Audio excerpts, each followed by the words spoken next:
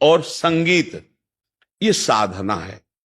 संगीत में यदि सावधानी ना रही तो रजोगुण उत्पन्न होता है। गायन से एक आह्लाद होता है, संगीत एक आह्लाद प्रकट करता है। यदि उसे सतोगुण में ना बांधा गया तो रजोगुण में जाकर कामात्मक वृत्ति को बढ़ा देने वाला होता है। आप दोनों बातों को देखिएगा। अगर सात्विक में बांध लिया गया तो वही भाव बढ़ाकर रुलाना, नृत्य कराना, भगवान की प्रसन्नता का हेतु बन जाता है। बड़े बड़े विक्षिप्तों को संगीत जो है आनंद से आनंदमय कर देता है। देखो ना संगीत का प्रभाव। और बड़े बड़े शांत को भी संगीत विक्षिप्त कर देता है। ध्यानस्थ ऋषि बैठे, मलय मारुत, अप्सरा, गंधर्व और संगीत, इन सब का एक साथ प्रयोग हुआ, वो अपनी स्थिति से विचलित हो गए। समाधिस्थ को विक्षिप्त कर देना और विक्षिप्त को समाधिस्थ कर देना, इतनी सामर्थ्य संगीत में है।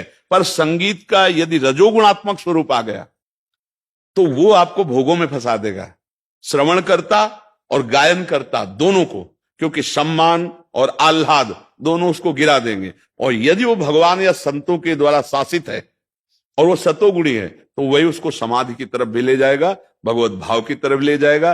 कहीं करताल है, कहीं मृदंग है, कहीं वीणा है, कहीं वेणु है। इन्हीं के द्वारा बड़े बड़े महाभागवतों ने भगवान की साक्षात्कारमयी वृत्ति प्राप्त की। रात रात भर वीणा बजाकर गान करते हुए, करताल बजाते हुए, मृदंग बजाते हुए, नाम संकीर्तन करते हुए भगवान को प्राप्त हुए। तो संगीत एक दिव्य आराधना है। अगर इस आराधना में संयम और सतोगुण के द्वारा अपने चरित्र को पावन नहीं किया गया तो फिर उसका कोई महत्व नहीं रहता।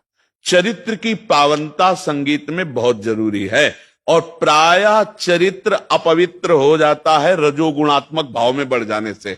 धन की प्रधानता, मान की प्रधानता, लोक रिझाने की प्रधानता। संगीत एक अपने आप में भगवान की प्राप्ति का दिव्य साधन है, पर वो सतोगुण से युक्त हो और चरित्र पावन हो और किसी महापुरुष के शासन में हो तो भगवत प्राप्ति का हेतु हो जाएगा।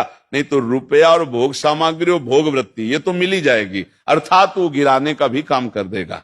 तो संगीत का केवल उपयोग पैसा के लिए, समाज रिझावे के लिए नहीं है। उसका उपयोग है सच्चिदानंद भगवान सबके हृदय में बैठे, वो आनंदित हो, आह्लादित हो और मेरी दृष्टि भगवत भाव में बदल जाए। बड़े बड़े महापुरुषों में संगीत, हमारे स्वामी हरिदास जी महाराज और नारद जी महाराज, बड़े बड़े महापुरुषों में आप देखो संगीत के द्वारा भगवान को रिझा रहे हैं। तो संगीत भगवान के रिझाने का भी विषय, और ये एक साधक की साधना है।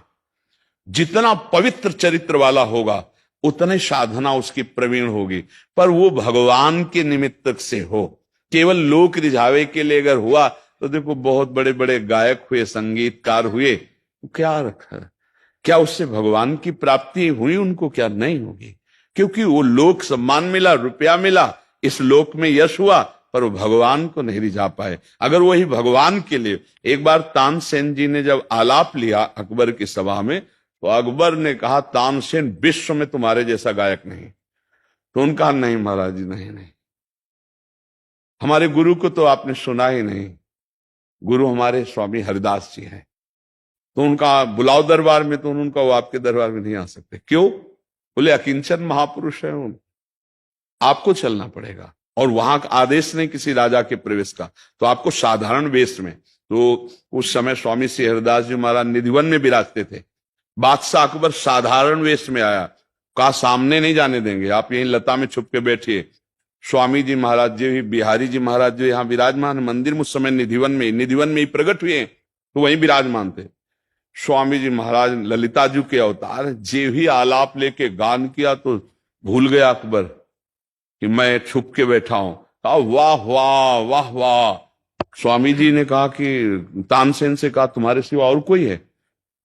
तो उनका क्षमा करो स्वामी जी महाराज, बादशाह अकबर आया। तो उनका ये पद जूठा हो गया, ये हमारी वाणी जी में न लिखा जाए। क्यों? हम केवल बिहारी जी को सुनाते हैं। तब बादशाह के ताज रखा चरणों में, कहा सेवा। तो उनका हमारी सेवा तुम करने के सामर्थ्य नहीं रखते हो। तो उनका नहीं, आप आदेश तो कीजिए। तो उनका जाइए केसी घाट में एक सीढ़ी टूटी, उसको बनवा दी। तो स्वामी जी से कहा कि आप जानते हैं किससे बात कर रहे हैं? बादशाह से।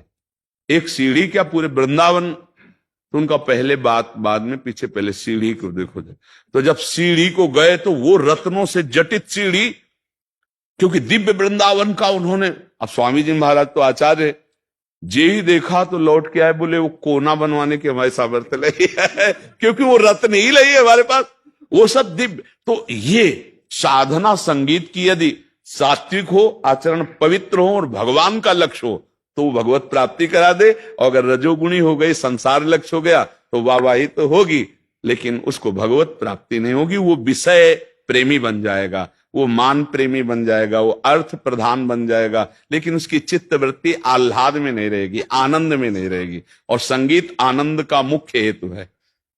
जब नाम कीर्तन होता है, संगीत बजता है, तो अपने आप हृदय नाचने का करता है। संगीत में एक आनंद की उमंग होती है। संगीत एक परमात्मा प्राप्ति का विशिष्ट साधन भी है और भ्रष्ट होने का भी है। अगर रजोगुणी है तो आह्लाद उत्पन्न होगा, रजोगुण में बदल जाएगा, और काम भाव, राग, रजोगुण राग, राग काम, और काम फिर जब व्यभिचार में उतर गया तो फिर वो जीवन दुर्गति का कारण बनता है, कोई भी हो। बहुत सावधानी से यदि संगीत किया जाए तो भगवान की प्राप्ति का भी है।